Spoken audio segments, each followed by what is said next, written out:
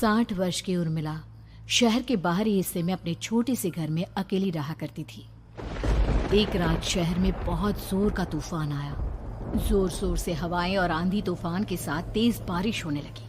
उन आवाजों को सुनकर कोई भी घबरा जाता, लेकिन उर्मिला घर के सारे खिड़की दरवाजे बंद कर गहरी नींद में सो रही थी। रात के लगभग 12 बजे होंगे कि किसी ने उर्मिला के घर का दरवाजा खटखटाया।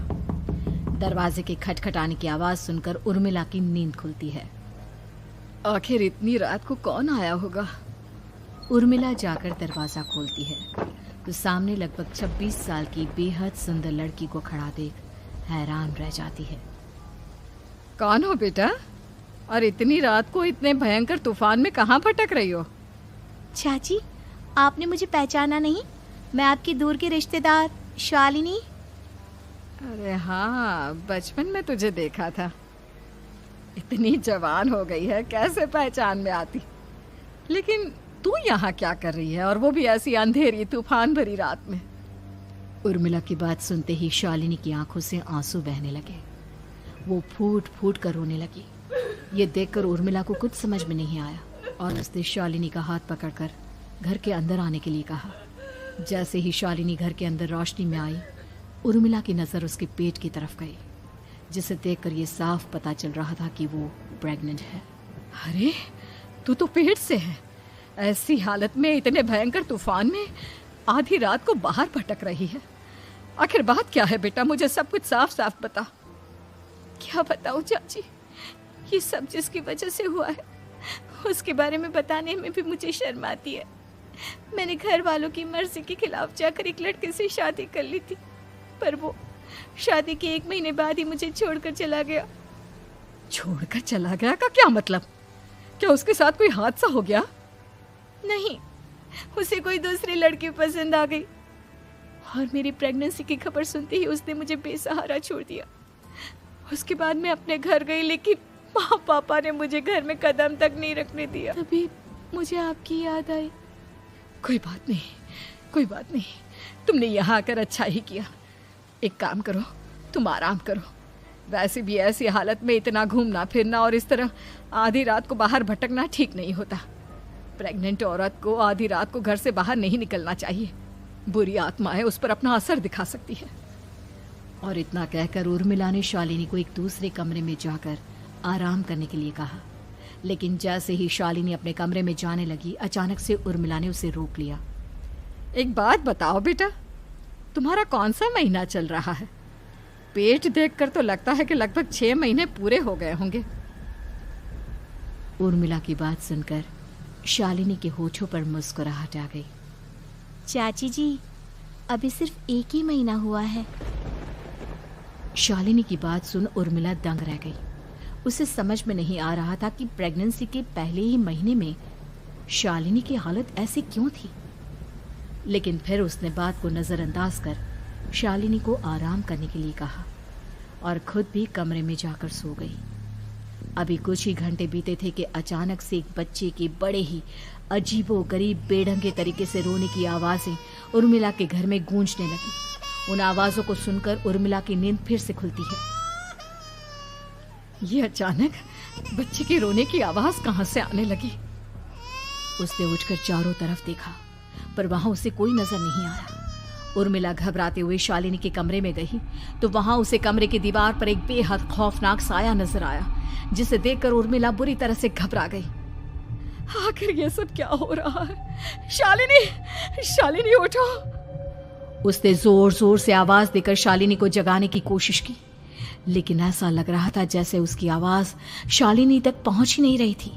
कमरे की दीवार पर एक बहुत बड़ा और बेहद डरावने दिखने वाले इंसान का साया और एक बच्चे के अजीबोगरीब ढंग से रोने और चीखने की आवाजें अब उर्मिला को ज्यादा डराने लगी थी। उर्मिला को शालिनी की चिंता सताने लगी और उसने पूरी ताकत के साथ चीखकर शालिनी को आवाज लगाई, शालिनी! तभी अचानक सब कुछ एकदम पहले जैसा हो जाता है और उर्मिला की आवाज सुनकर शालिनी की नींद खुलती है। क्या हुआ चाची, आप इतनी तेज क्यों चिल्ला रही हैं? अब ठीक तो है ना? अभी अभी मैंने तुम्हारे कमरे में कुछ अजीब सा देखा। तुम ठीक हो ना शालिनी? मुझे यहाँ एक बच्चे के रोने की आवाज़ें आ रही थी। लगता है आपको मेरी कुछ ज़्यादा ही चिंता हो गई है। आपने मेरी प्रेगनेंसी के बारे में कुछ ज़्यादा ही सोच लिया होगा। मैं एकदम ठीक हूँ, आप आराम से सो जाइए। इतना कहकर शालिनी ने उर्मिला को फिर से अपने कमरे में जाने के लिए कहा और खुद भी जाकर सो गई। पर अब उर्मिला की आंखों से नींद गायब हो चुकी थी। अगली सुबह जब शालिनी उठी तो वो सीधा उर्मिला के पास आई। गुड मॉर्निंग चाची। तभी अचानक उर्मिला की नज़र शालिनी के पेट पर पड़ती है, जिस पर नीले रंग से एक अजीब सी आकृति नजर आ रही थी। शालिनी, ये तुम्हारे पेट को क्या हुआ? मैंने इतनी औरतों को देखा है, ऐसा तो किसी के साथ नहीं होता। शालिनी ने जैसे ही अपने पेट की तरफ देखा तो उसे वहां कुछ भी नजर नहीं आया। चाची कुछ भी तो नहीं है, सब कुछ एकदम नॉर्मल है। आपको क्या अजीब लग रहा है? इससे पहले कि उर्मिला उसके सवाल का कोई जवाब देती, अचानक से शालिनी के पेट में जोर जोर से दर्द होने लगा। वो बुरी तरह दर्द से तड़पने लगी। चाची, चाची। ये सब देखकर उर्मिला बहुत घबरा गई। उसने धीरे धीरे शालिनी के पेट को सहलाना शुरू किया, लेकिन शालिनी का दर्द कम नहीं हुआ। उर्मिला जाकर रसोई से पानी का गिलास लेकर आई और शालिनी को पानी पिलाने की कोशिश करने लगी। ले बेटा, पानी पी ले, तुझे आराम मिलेगा। ले ले। नहीं चाची, मुझे बहुत तेज दर्द हो रहा है। अरे थोड़ा पी ले बेटा। जैसे ही उर्मिला ने शालिनी को पानी पिलाया, उसने देखा कि गिलास में बचा पानी का रंग नीला पड़ गया और शालिनी की आंखें अजीब हो गई। उसके पेट पर बच्चे का एक डरावना चेहरा नजर आने लगा। ये सब देखकर उर्मिला की डर से हालत खराब होने लगी, पर तभी शालिनी का दर्द ठीक हो गया। बेटी, अभी तुम्हारा दर्द ठीक है तो ऐसा करो, तुम थोड़ी देर आराम कर लो। शालिनी को आराम करने के लिए कहकर उर्मिला तेज कदमों से चलकर घर से बाहर निकल जाती है और पास ही रहने वाली एक औरत कालिंदी के पास पहुंचती है। अरे उर्मिला बहन, बड़े दिनों बाद दिखाई दी, क्या हुआ? बहुत घबराई हुई सी लग रही हो, सब ठीक तो है ना? क्या बताओ कालिंदी बहन, मेरी एक दूर की रिश्तेदार आई हुई है। वो पेट से है और उसके साथ ना अजीब अजीब चीजें हो रही है। अब उर्मिला सारी बात कालिंदी को बताती है, जिसे सुनने के बाद काले जादू और तंत्र विद्या की माहिर कालिंदी एक ताबीज बनाकर उसे देती है। बहन, मुझे शालिनी पर किसी बुरी आत्मा का साया लगता है। ये ताबीज ले जाओ, आज रात को 12 बजे उसे पहना देना, फिर सब ठीक हो जाएगा। उर्मिला ताबीज लेकर घर वापस आती है और अब आधी रात के होने का इंतजार करने लगती है। जैसे ही आधी रात होती है, वो नींद में सोई शालिनी को ताबीज पहना शांति से अपने कमरे में आकर अपने पलंग पर लेट जाती है। अब सब ठीक हो जाएगा, ये सोचकर उर्मिला शांति की एक सांस ही लेती है कि तभी अचानक उसकी आंखों के सामने कुछ ऐसा आता है जिसे देखकर उर्मिला डर से चीखने लगती है। तुम कौन हो? कौन हो तुम? जाओ यहाँ से, जाओ जाओ यहाँ से। तभी उर्मिला की एक जोरदार दर्द भरी डरावनी चीख वहां पर गूंज गई। उर्मिला की आंखों के सामने एक बच्चा खड़ा हुआ था, जिसका पूरा शरीर किसी बूढ़े की तरह नजर आता था, लेकिन मुंह किसी नवजात बच्चे की तरह था। उसकी आंखें गुस्से से लाल थी और वो घूर घूर कर उर्मिला की तरफ देखा जा रहा था। कौन हो तुम? कौन हो? उर्मिला के चीखते ही वो बच्चा जोर जोर से रोने लगा। घबराकर उर्मिला ने अपने हाथों को अपने कानों पर रख लिया। उसकी समझ में नहीं आ रहा है कि आखिर ये सब उसके साथ क्या हो रहा है। कौन हो तुम? कौन हो? क्या चाहते हो मुझसे? जाओ जाओ यहाँ से, आखिर तुम हो कौन? तभी अचानक से उर्मिला के पूरे घर में लाल रंग की रोशनी फैल गई। वो बच्चा धीरे धीरे कदमों से चलता हुआ उर्मिला की तरफ बढ़ने लगा। किसी नवजात पैदा हुए बच्चे के जैसे उसके रोने की आवाज अब उर्मिला के कानों में गूंज रही थी। लेकिन कुछ ही सेकंड में वो चुप हो गया और उसने बेहद खतरनाक आवाज में उर्मिला के सवाल का जवाब दिया।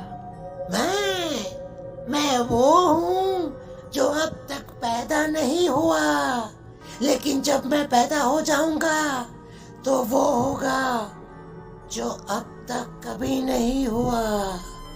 ये क्या कहना चाहते हो तुम? ऐसा क्या हुआ जो अब तक नहीं हुआ? तबाही होगी, तबाही।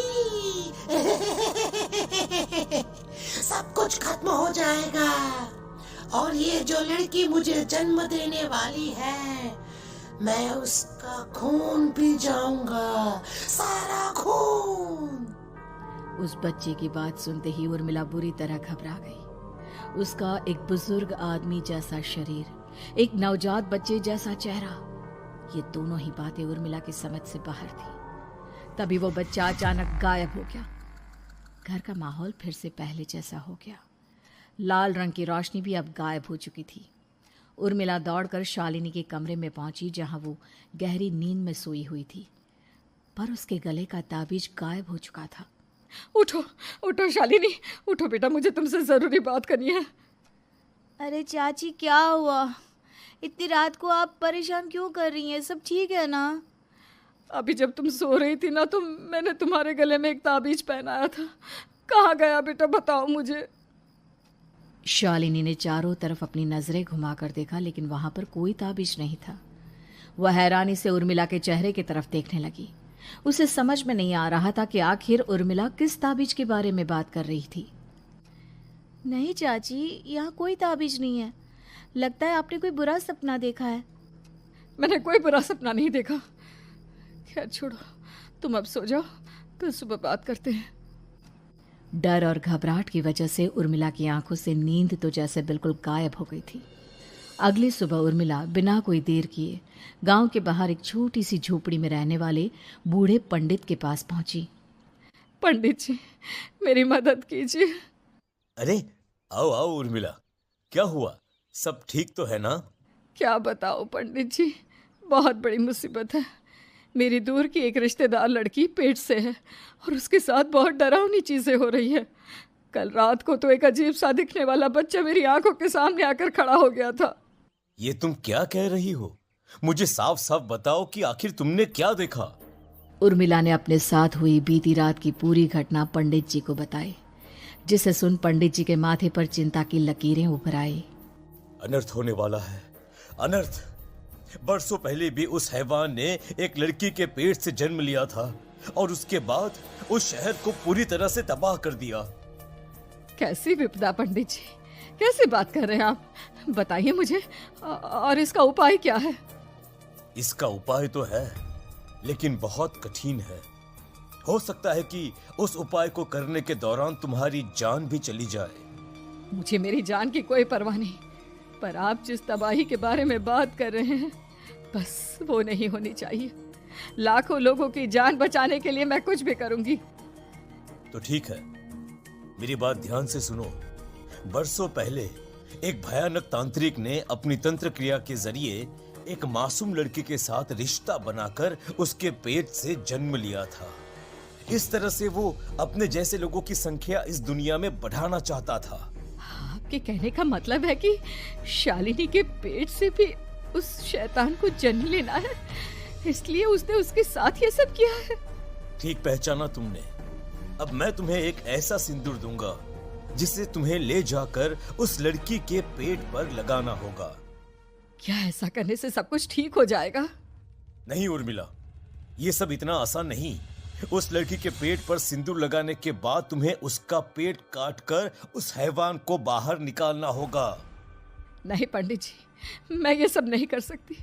मैं भला एक जिंदा लड़की के पेट को अपने हाथों से कैसे काट सकती हूँ? अगर तुमने ऐसा नहीं किया तो कुछ ही दिनों में वो हैवान उस लड़की के शरीर से जन्म लेगा और उसके शरीर के सारे खून को पीकर अपनी ताकत को बढ़ाएगा। उसके बाद वो धीरे धीरे इस पूरे शहर को तबाह कर देगा। यहाँ पर कोई जिंदा नहीं बचेगा। लेकिन अगर मैं उसके पेट को काट दूंगी तो क्या वो जिंदा बच पाएगी? अगर शालिनी को कुछ हो गया तो, अगर उसकी मृत्यु हो गई तो? ऐसा कुछ नहीं होगा उर्मिला, तुम्हें अपने मन को पक्का करके ये काम करना ही होगा। सिंदूर लेने के बाद उर्मिला झोपड़ी से बाहर निकलने ही वाली थी कि तभी पंडित जी ने उसे पीछे से आवाज देकर रोका। उर्मिला, उस लड़की का पेट काटकर हैवान को बाहर निकालना ही काफी नहीं होगा। तुम्हें ध्यान रखना होगा कि ये सब करते हुए उस बच्चे का जो आधा बूढ़े का शरीर है उस पर सिंदूर की एक बूंद भी ना लगने पाए, क्योंकि अगर ऐसा हुआ तो वो तुम्हें और बाकी सबको कच्चा खा जाएगा। पंडित जी की बात सुन उर्मिला की आंखें फटी रह गई और उसके शरीर में डर की लहर दौड़ गई। फिर भी उसने हिम्मत की। ठीक है पंडित जी, मैं पूरी कोशिश करूंगी कि मैं उस हैवान को वहीं के वहीं खत्म कर पाऊं। इसके बाद उर्मिला तेज कदमों के साथ घर वापस आती है। दिन बीतता है, रात का अंधेरा छाने लगता है। शालिनी खाना खाकर सोने चली जाती है और उर्मिला लगातार उसके गहरी नींद में सो जाने का इंतजार करने लगती है, जिसके बाद उर्मिला दबे कदमों से शालिनी के कमरे में पहुंच गई। मुझे ये करना ही होगा। अब उर्मिला ने धीरे धीरे शालिनी के पेट पर पंडित जी का दिया सिंदूर लगाना शुरू किया। उर्मिला के हाथ बुरी तरह से कांप रहे थे। उसके एक हाथ में चाकू था जिससे वो पेट काटने वाली थी। उर्मिला ने एक नज़र शालिनी के चेहरे की तरफ देखा और फिर डरते हुए उसके पेट पर चाकू चलाना शुरू किया। कमाल है, मैं इसका पेट काट रही हूँ और ये आराम से सो रही है। इसे दर्द नहीं हो रहा क्या? तभी अचानक उर्मिला के कानों में बच्चे की रोने की आवाज सुनाई देने लगी। उसने घबराकर चारों तरफ देखा पर वहां पर कोई नहीं था। बस रोने की आवाज लगातार आ रही थी। उर्मिला बिना रुके लगातार शालिनी के पेट को काटती रही। उसे इस बात का भी ध्यान रखना था कि सिंदूर बच्चे के बूढ़े आदमी वाली शरीर के हिस्से पर ना लगे। कुछ ही देर में वो हैवानी बच्चा उर्मिला के हाथों में था। उसने बड़ी ही सावधानी से उस बच्चे को बाहर निकाला और पंडित जी के कहे अनुसार उसे घर से दूर जलाने के लिए ले गई। पर तभी उसके सामने वही बूढ़े शरीर और बच्चे के चेहरे वाला बच्चा आ गया। अपनी गोद में और सामने भी बच्चे को देखकर उर्मिला हैरान रह गई। मुझे मारोगी? मुझे इतनी हिम्मत कैसे आ गई तुम्हारी? तुम पैदा नहीं हुए हो और मुझे पता है जब तक तुम्हारा जन्म नहीं हो जाता तो मुझे कुछ नहीं कर सकते। इतना बोलते ही उर्मिला तुरंत उस बच्चे को घास के ढेर पर फेंककर उसमें आग लगा देती है, जिसके तुरंत बाद वो बूढ़े आदमी के शरीर और बच्चे के चेहरे वाला अजीब तांत्रिक का भूत भी वहां से गायब हो जाता है। कुछ देर बाद उर्मिला घर पहुंचती है तो वो ये देखकर हैरान रह जाती है कि शालिनी का पेट अपने आप जुड़ चुका था। शुक्र है भगवान का और उन पंडित जी का, अब सब ठीक हो जाएगा। सुबह शालिनी सोकर उठती है तो अपना पेट देख बुरी तरह घबरा जाती है। चाची, चाची ये सब क्या हो गया? मेरा पेट अचानक कम कैसे हो गया? मेरा बच्चा कहाँ गया चाची? बेटी, वो बच्चा नहीं, एक खतरनाक तांत्रिक था जो तुम्हारी कोख से जन्म लेकर सबको मार देना चाहता था। वो पैदा होते ही तुम्हारी जान भी ले लेता, इसलिए मैंने पंडित जी के बताए उपाय से उसका खात्मा कर दिया है। अब सब ठीक है। शालिनी को उर्मिला की बात समझ में नहीं आती, जिसके बाद शालिनी को पूरी बात उर्मिला आराम से समझाती है। अब वो दोनों ही भगवान का शुक्र अदा करती हैं और एक साथ रहने लगती हैं।